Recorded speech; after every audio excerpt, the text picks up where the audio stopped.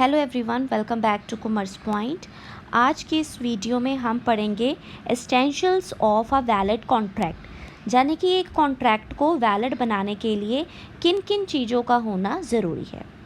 तो सबसे पहले एक कॉन्ट्रैक्ट को वैलिड होने के लिए वहाँ पर दो पार्टीज़ का होना बहुत ज़रूरी है। So two parties must be there. इन दो पार्टीज़ को हम, एक पार्टी को कहते हैं ऑफरर, जो कि ऑफ़र देगा, राइट, कि मैं कॉन्ट्रैक्ट में एंटर होना चाहता हूँ। दूसरे पर्सन को कहेंगे ऑफरी, जो कि कहता है ठीक है, मैं इस कॉन्ट्रैक्ट में एंटर होने के लिए रेडी हूँ। तो यहाँ पर हमारे पास क्या होंगी, दो पार्टीज़ होंगी। मान लीजिए दो पर्सन है ए एंड बी।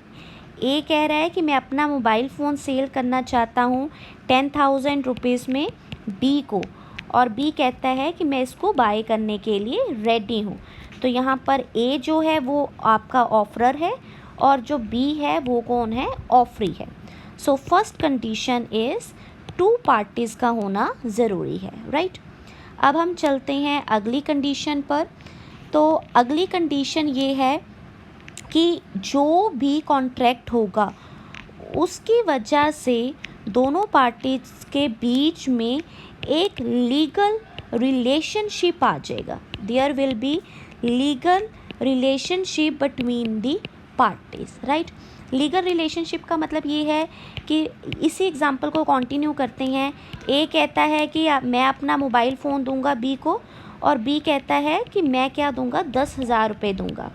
मान लीजिए कि ए जो है वो मोबाइल फ़ोन दे देता है बी को, बट बी 10,000 रुपीज़ देने से मना कर देता है। उस केस में ए के हाथ में पावर होगी कि वो कोर्ट में जाकर बी के अगेंस्ट वो केस कर सकता है, और इन दोनों के बीच में जो रिलेशनशिप है वो कौन सा रिलेशन होगा, लीगल रिलेशनशिप, राइट। उसके बाद है थर्ड पॉइंट के ऊपर चलते हैं। कॉन्ट्रैक्ट को वैलिड होने के लिए और कौन सी कंडीशन चाहिए, फुलफिलमेंट ऑफ लीगल फॉर्मेलिटीज़। दोनों पार्टीज़ जो हैं वो लीगल फॉर्मेलिटीज़ को पूरा करेंगी।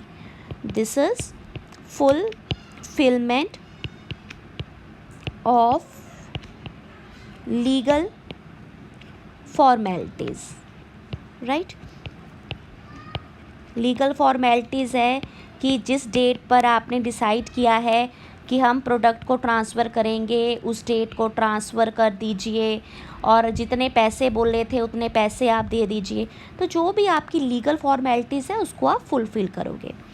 उसके बाद अगला पॉइंट आ जाता है, जो भी आपका कॉन्ट्रैक्ट है उसका मीनिंग सर्टेन होना चाहिए, मतलब कि क्लैरिटी होनी चाहिए।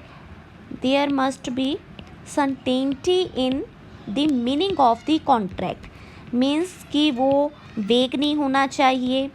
अगर मैं कहूँ कि जी दो लोगों के बीच में कॉन्ट्रैक्ट है कि हम आसमान से तारे तोड़ लाएंगे, so the meaning is very vague. तो इस तरह के कॉन्ट्रैक्ट को हम वैलिड कॉन्ट्रैक्ट नहीं कहते। आगे चलते हैं और कंडीशंस देखते हैं कौन सी होती है। Possibility of performance. Possibility of performance का मतलब ये है कि वो जो कॉन्ट्रैक्ट है वो पॉसिबल होना चाहिए परफॉर्म करने के लिए, राइट। तो जो भी कॉन्ट्रैक्ट है, मान लीजिए हम कह रहे हैं कि कॉन्ट्रैक्ट है दो लोगों के बीच में कि 1 साल के अंदर अंदर किसी रोड को कंस्ट्रक्ट करेंगे, ठीक है, रोड कंस्ट्रक्शन का कॉन्ट्रैक्ट है, तो ये पॉसिबल है करना। अगर मैं कहूँ कि दो कंपनीज़ के बीच में कॉन्ट्रैक्ट है कि 1 दिन के अंदर अंदर किसी रोड को कंस्ट्रक्ट करेंगे, so that is not possible to perform. इस तरह के जो कॉन्ट्रैक्ट हैं जो कि वेग होते हैं, जिनका मीनिंग क्लियर नहीं है, या फिर जो पॉसिबल ही नहीं है परफॉर्म होने, उन कॉन्ट्रैक्ट्स को हम वैलिड कॉन्ट्रैक्ट की कैटेगरी में नहीं डालते। अगला पॉइंट है, दोनों के बीच में जो दो पार्टीज़ हैं उनके बीच में एग्रीमेंट होना चाहिए। एग्रीमेंट मतलब कि दोनों एग्री करें कि येस हम इस कॉन्ट्रैक्ट को परफॉर्म करेंगे। उसके बाद अगला पॉइंट है, फ्री कंसेंट होनी चाहिए। फ्री कंसेंट का मतलब है अगर ज़बरदस्ती किसी से कंसेंट ली गई है, अगर मान लीजिए ए ज़बरदस्ती बी को बोले कि अपना फ़ोन मुझे सेल कर दे, नहीं तो मैं तुम्हें किसी तरीके से हार्म पहुंचाऊंगा, तो वो वैलिड नहीं है, राइट। कंसेंट जो है, कंसेंट का मतलब होता है मर्जी, किसी की मर्जी उस कॉन्ट्रैक्ट में एंटर होने की जो है वो फ्री होनी चाहिए, right.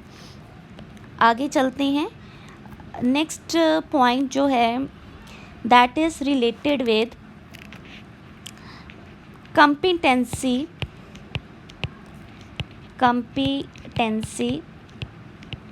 Of parties. Competency of parties का मतलब ये है कि जो दो पार्टीज़ कॉन्ट्रैक्ट में एंटर कर रही हैं उनमें कैपेबिलिटी होनी चाहिए एंटर होने की। फॉर एग्ज़ाम्पल, अगर आप किसी 5 साल के बच्चे के साथ कॉन्ट्रैक्ट में एंटर हो रहे हैं तो वो कॉन्ट्रैक्ट वैलिड नहीं होगा, क्योंकि 5 साल का बच्चा डिसीज़न नहीं ले सकता कौन सी चीज़ उसके लिए बेनिफिशियल है, कौन सी चीज़ उसके नुकसान के लिए है, राइट। फिर जो भी पार्टीज़ हैं वो कॉम्पिटेंट होनी चाहिए। इसी तरीके से जो पर्सन 18 ईयर्स का या उससे अबव होता है उसको हम कहते हैं कि ये पर्सन कॉम्पिटेंट है। जो पर्सन साउंड माइंड का होता है, साउंड माइंड का मतलब जो कि अपना डिसीज़न ले सकता है, उसको हम कहते हैं कि वो कॉम्पिटेंट है।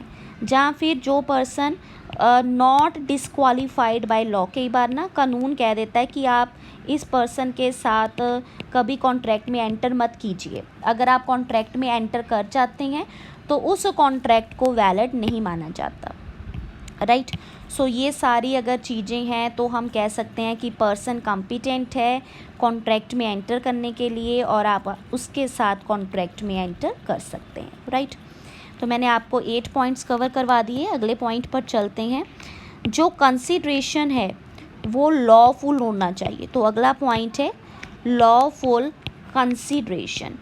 कंसिडरेशन का मतलब है इन रिटर्न, तो आपको उस कॉन्ट्रैक्ट के बदले में रिटर्न में क्या मिल रहा है। मान लीजिए कोई प्रॉपर्टी है, उसकी वैल्यू है 10 लाख रुपए, लेकिन आप किसी को बेच देते हो सिर्फ 1 लाख रुपए की, तो आपका जो कॉन्ट्रैक्ट है वो वैलिड कॉन्ट्रैक्ट की कैटेगरी में नहीं आएगा। तो कंसिडरेशन एक तो होना बहुत ज़रूरी है, दूसरा वो लॉफुल होना चाहिए, राइट। अगर कंसिडरेशन बहुत कम है, बहुत कम वैल्यू, कई बार पर्सन टैक्स को बचाने के लिए कम वैल्यू पर बेच देते हैं, तो वो वैलिड नहीं माना जाता। अगला पॉइंट है जो भी आपका कॉन्ट्रैक्ट है उसका ऑब्जेक्टिव लीगल होना चाहिए। मान लीजिए आप कॉन्ट्रैक्ट में एंटर कर जाते हैं कि आप किसी को पैसे देकर किसी को मार दोगे, तो वो वैलिड ऑब्जेक्टिव नहीं है, तो वो कॉन्ट्रैक्ट भी आपका वैलिड नहीं होगा।